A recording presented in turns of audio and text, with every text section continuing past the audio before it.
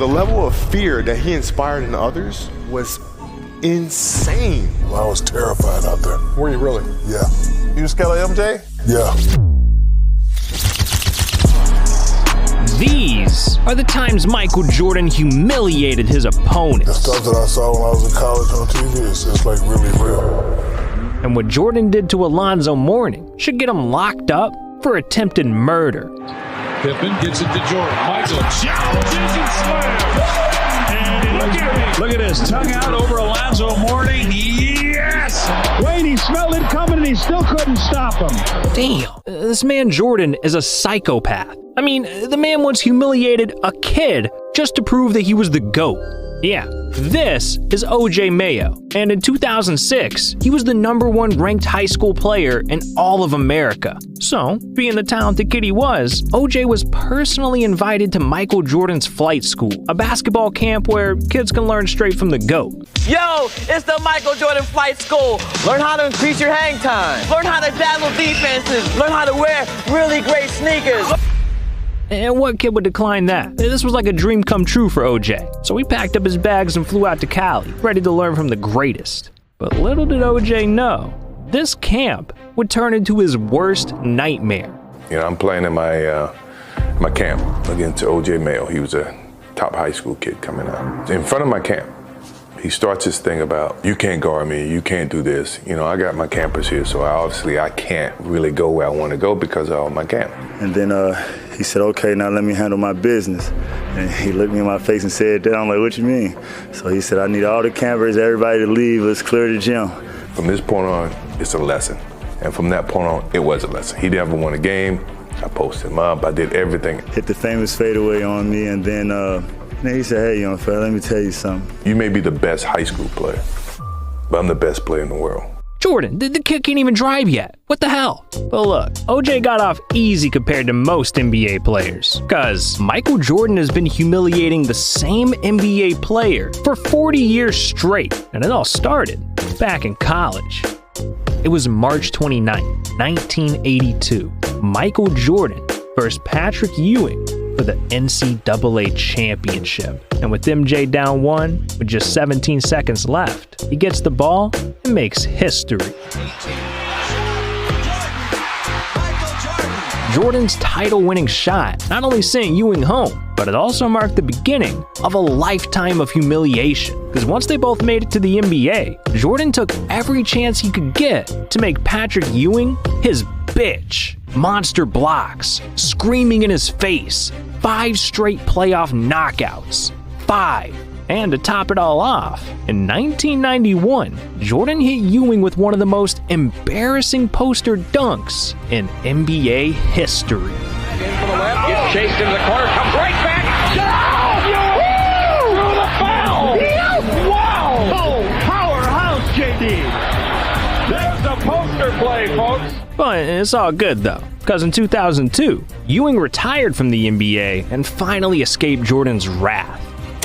Or at least that's what he thought. He's been talking trash from the first day that I met him, and he still continued to talk trash, telling me that I have never beaten him when it counted. I mean, you guys met as high school recruits. Right. That's a long time. That's decades and decades of trash talk, Patrick.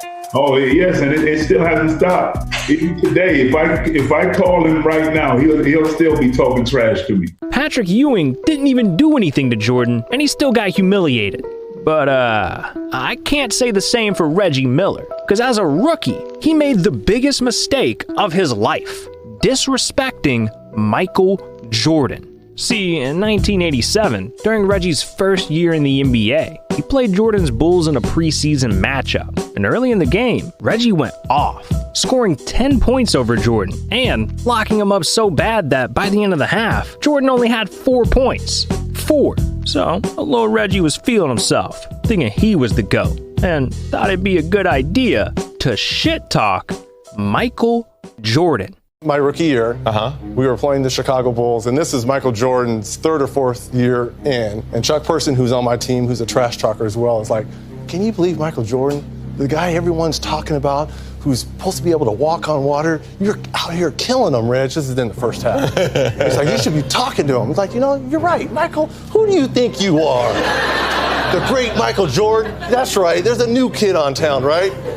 Kind of looks at me and starts shaking his head. So at half, I have 10 and he has 4 points, right? I'm doing all this talking. He's like, okay. Into the game in the second half, he ended up with 44 and I ended up with 12. And as he's walking off, he's like, be sure and be careful. You never talk to Black Jesus like that. Okay, I'm so sorry. I'm so sorry, Black Jesus. I'm so sorry. Did you ever do it again? Never to Michael Jordan. Never to Michael. You know, I think Reggie learned a valuable lesson. This man Jordan is downright petty. Like one time, he came out of retirement just to humiliate this NBA player. Yeah.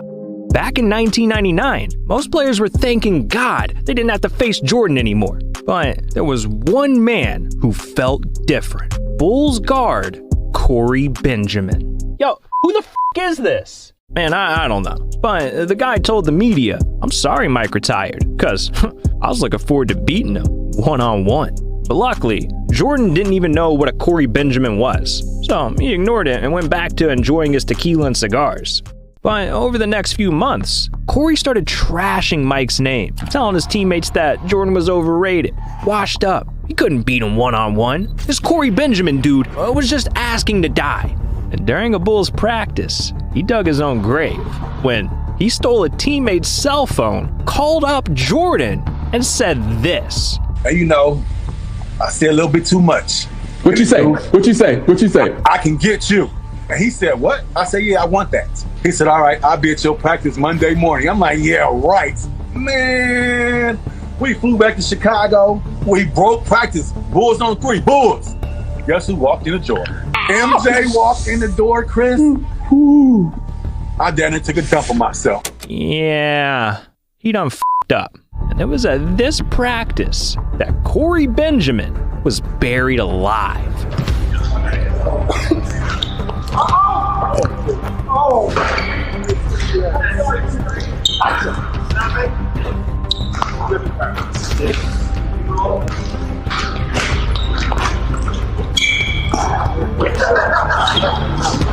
You can't protect me. You reach out, teach. All day. Look around you, man. Look around you.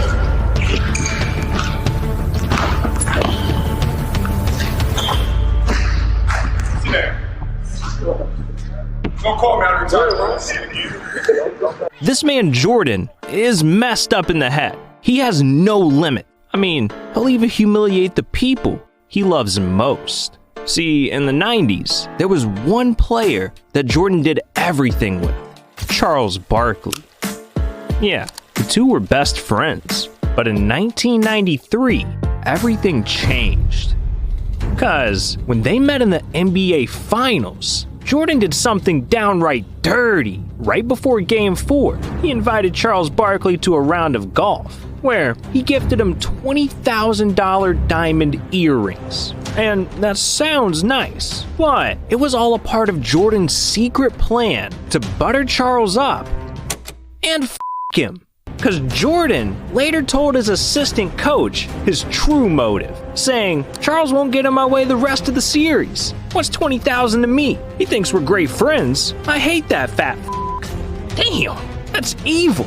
But hey, it worked. Because the very next game, Jordan humiliated Barkley in front of the whole world. It's a 7-second disparity between the shot clock and the game clock. Jordan, yes!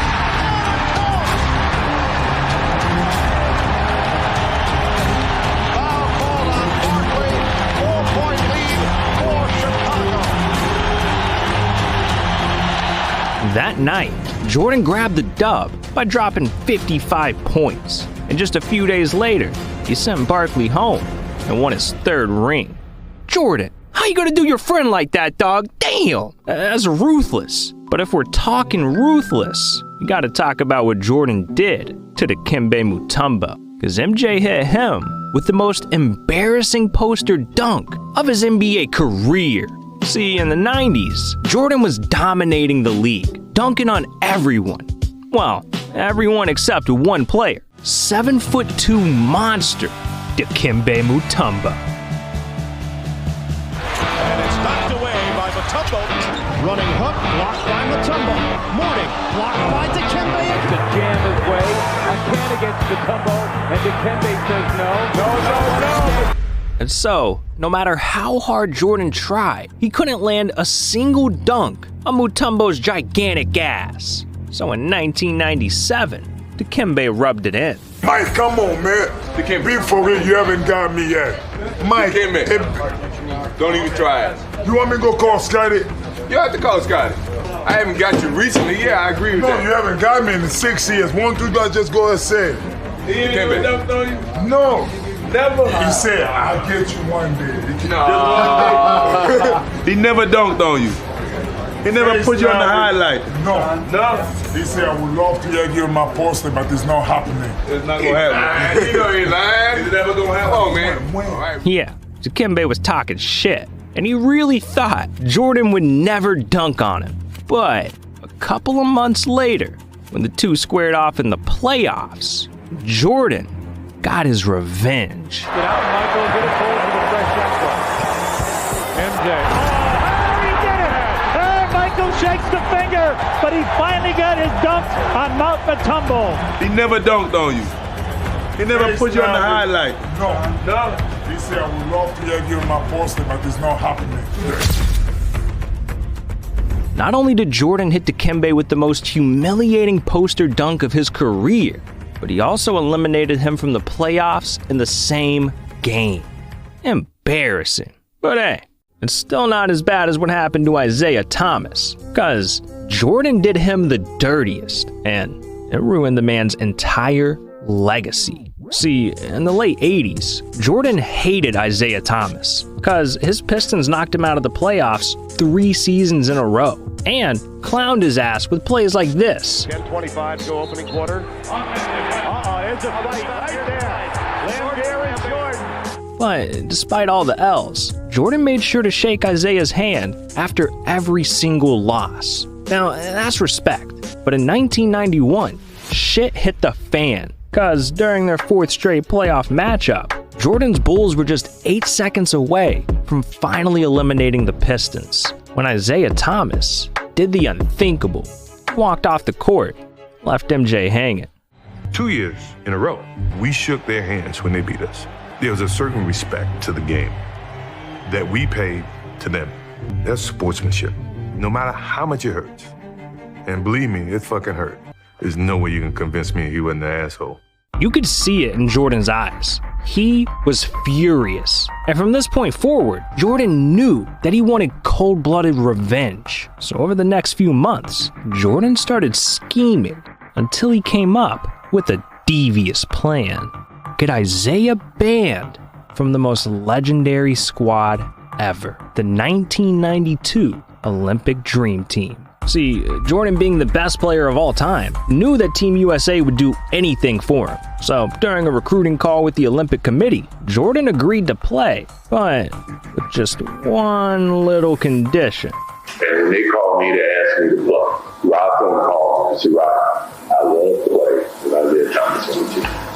Yeah, that was leaked audio proving Jordan got Isaiah banned from the Dream Team, costing him a gold medal and a place in basketball history, all over a handshake. And Isaiah still regrets it to this day. Looking back on it, should we had been bigger? Yeah. This man Jordan has humiliated everyone, but there's only one NBA player that's ever made him regret it. Kobe Bryant. See, during Jordan's final season in the NBA, he led the Wizards to a 1-point win over Kobe's Lakers. But instead of just taking the dub and moving on, Jordan wanted to rub it in Kobe's face one last time. So after the game, he walked up to Kobe, looked him dead in the eyes, and said, "You can put my shoes on all you want, but you're never gonna fill them." Yeah, Kobe got humiliated by his idol, and all he could think about was getting back at Jordan. So Kobe locked himself in the gym, stopped talking to his own teammates, and did nothing but practice until March of 2003, when, during their final matchup ever, Kobe Bryant put Michael Jordan in his place. Comcast Sportsnet tonight. Kobe's first jumper, that's good. Long jumper, three-pointer, Kobe Bryant. He is unbelievable. As they trail now by one, here's his jumper, and that's the first lead of the night for Los Angeles. Unbelievable. Another three for Kobe. Kobe guarded by Lou. Kobe's long jumper. Oh, no! He is burning down the house. Standing O. That night, Kobe dropped 42 points in the first half alone. By the end of the night, he scored 55 on Jordan, marking this game as the passing of the torch from one GOAT to another. Damn, that's some beautiful shit, man. But you know what's even more beautiful? This video right here. These are the top 20 plays of Steph Curry's career. And this man has done it all. He set unbreakable records, embarrassed NBA legends. I mean, he's Steph Curry. So what are you doing? This video's over, man. Click it.